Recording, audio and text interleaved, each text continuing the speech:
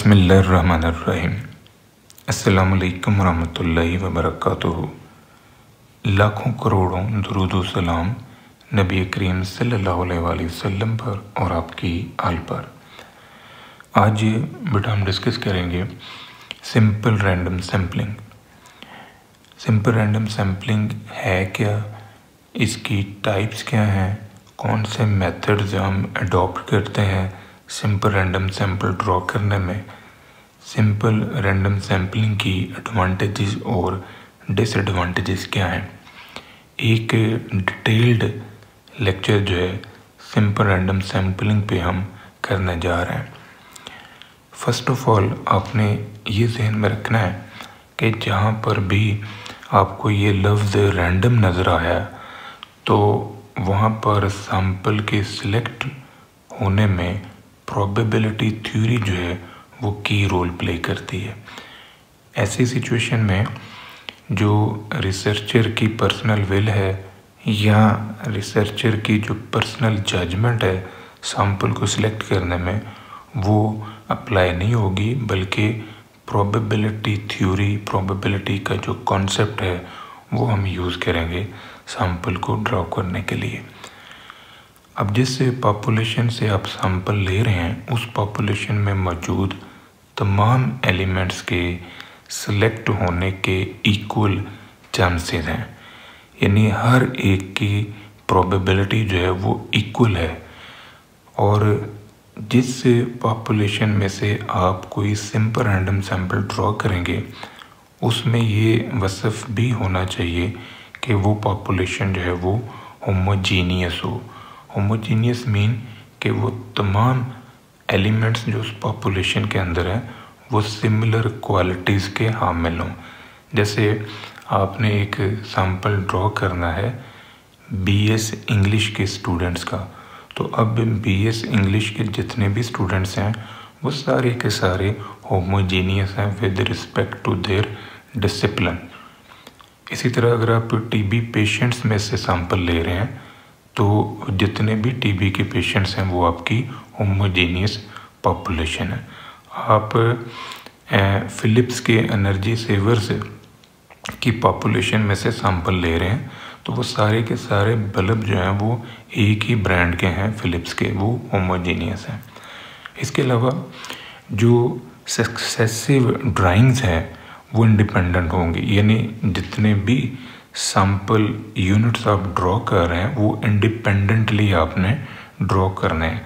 और जो हमारा सैंपल होगा वो बेस्ट रिप्रेजेंटेटिव होगा पॉपुलेशन का, यानी वो अनबाइस्ड रिप्रेजेंटेटिव कहलाएगा। और यहाँ पर जो सिलेक्शन है वो प्योरली रैंडमली होगी, यानी जो सिलेक्शन क्राइटेरिया है वो हमारा प्रोबेबिलिटी थ्योरी पे बेस कर रहा है और हर एलिमेंट के सिलेक्ट होने के जो चांसेस हैं वो यूनिफॉर्म है। हमारे पास दो बेसिक टाइप्स हैं सिंपल रैंडम सैम्पलिंग के लिए, जिनमें एक है कि सिंपल रैंडम सैंपल आप ड्रॉ करते हो by using with replacement technique.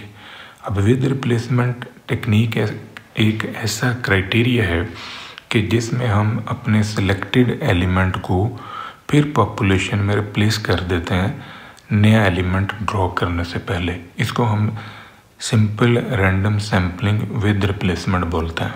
अब ऐसी सिचुएशन में एक एलिमेंट जो है वो एक से ज़्यादा बार सेलेक्ट हो सकता है क्योंकि वो फिर पॉपुलेशन का हिस्सा बन जाता है। तो दूसरी ख़ास बात ये है कि यहाँ पर जो ट्रायल्स हैं वो इंडिपेंडेंट है। इसके अलावा दूसरी टाइप है simple random sampling without replacement.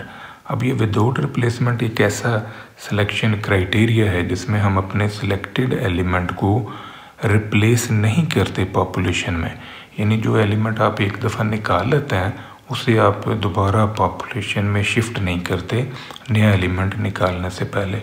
तो ऐसी सिचुएशन के अंदर फिर जो एक एलिमेंट सिलेक्ट हो गया है तो ज़ाहिर है उसको आपने बीच में रिप्लेस नहीं किया तो वो अब दोबारा सिलेक्ट नहीं हो सकता। जैसे कमेटी सिस्टम है, जिस बंदे की एक दफ़ा कमेटी निकल आती है आप उसकी पर्ची अगली कुरानंदाजी में शामिल नहीं करते। तो इस तरह जो हमारा सिलेक्शन क्राइटेरिया है वो विदाउट रिप्लेसमेंट सिलेक्शन क्राइटेरिया कहलाता है। अब जो सिंपल रैंडम सैंपल हम ड्रॉ करते हैं इनके लिए जो मेथड्स हम अडॉप्ट कर सकते हैं, एक है हमारा लॉटरी सिस्टम। लॉटरी सिस्टम की मदद से हम सिंपल रैंडम सैंपल ड्रॉ कर सकते हैं। इसके अलावा रैंडम नंबर टेबल्स की मदद से भी हम सिंपल रैंडम सैंपल जो है वो ड्रॉ कर सकते हैं। कंप्यूटर के अंदर भी ऐसा मैकेनिज़्म होता है कि हम रैंडमली ऑब्जेक्ट से रैंडम सिलेक्शन बना सकते हैं, यानी सैंपल को हम रैंडमली ड्रॉ कर सकते हैं। ऐसी मैकेनिकल डिवाइसेस मौजूद हैं, जैसे कोई व्हील है, कोई ड्राइंग मैकेनिज़्म है, तो उसमें से आप सैंपल जो है वो ड्रॉ कर सकते हैं। आपने देखा होगा जहाँ पर जुआ खेला जाता है, कैसीनो, वहाँ पर एक बड़ा सा व्हील होता है, उस व्हील को वो घुमाते हैं और एक बॉल फेंकते हैं, वो बॉल जिस नंबर पे रुक जाता है वो आपका नंबर जो है ना वो विनर कहलाता है, वो सिलेक्ट हो जाता है। इसी तरह जो सिस्टमेटिक रैंडम सैम्पलिंग है वो भी बेसिकली सिंपल रैंडम सैम्पलिंग की ही एक एग्जांपल है, क्योंकि वहाँ पर भी जो आप एलिमेंट्स ड्रॉ कर रहे होते हैं वो होमोजीनियस पॉपुलेशन में से ही आप ड्रॉ करते हैं। तो एडवांटेजेस सिंपल रैंडम सैम्पलिंग की अब हम डिस्कस करते हैं। सबसे पहली एडवांटेज ये है कि ये बायस को मिनिमाइज़ करता है, यानी सिंपल रैंडम सैम्पलिंग की मदद से जो बायस है, जो एक्सपेरिमेंटल एरर है, वो मिनिमाइज़ किया जा सकता है। ये बड़ा इजी है सिंपल रैंडम सैम्पलिंग, इसको समझना, इसको अप्लाई करना कोई इतना डिफ़िकल्ट टास्क नहीं है, आप इजीली इसे अप्लाई कर सकते हैं। यहाँ से जो आप सैंपल ड्रॉ करते हैं वो हाईली रिप्रेजेंटेटिव होता है पॉपुलेशन का, यानी जो भी सिंपल रैंडम सैंपल आप ड्रॉ करेंगे वो पॉपुलेशन का बेस्ट रिप्रेजेंटेटिव है, क्योंकि वो होमोजेनियस पॉपुलेशन में से निकला है। तो चाहे पॉपुलेशन का साइज़ छोटा सा ही क्यों ना हो, वो पॉपुलेशन को रिप्रेजेंट कर रहा होता है।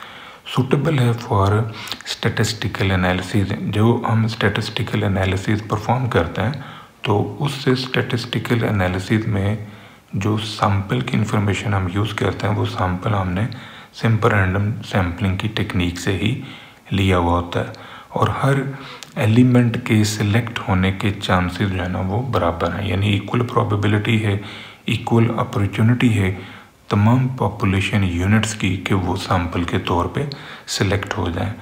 और सिंपल रैंडम सैम्पलिंग जो है ना बहुत ज़्यादा सूटेबल तस्वर किया जाता है फॉर होमोजीनियस पॉपुलेशन। डेफिनेटली जहाँ हमारी पॉपुलेशन होमोजीनियस है वहाँ से हम जो भी सैंपल ड्रॉ करेंगे वो बेस्ट पार्ट होगा उस पॉपुलेशन का। सिंपल रैंडम सैम्पलिंग इंश्योर करती है वैलिड और रिलायबल रिजल्ट्स को।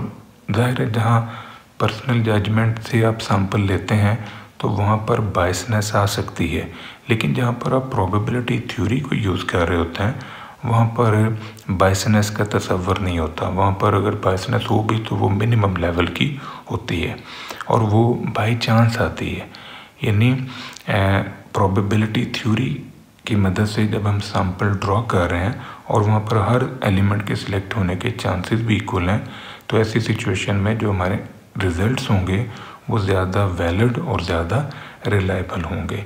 सिंपल रैंडम सैम्पलिंग जो है ना ये प्रोवाइड करती है unbiased estimates of mu and sigma square, यानी जो पॉपुलेशन का मीन है, पॉपुलेशन का वेरिएंस है, इनके बेस्ट अनबायस्ड एस्टिमेट्स या unbiased estimators of mu and sigma drive करने में सिंपल रैंडम सैम्पलिंग जो है की रोल प्ले करती है।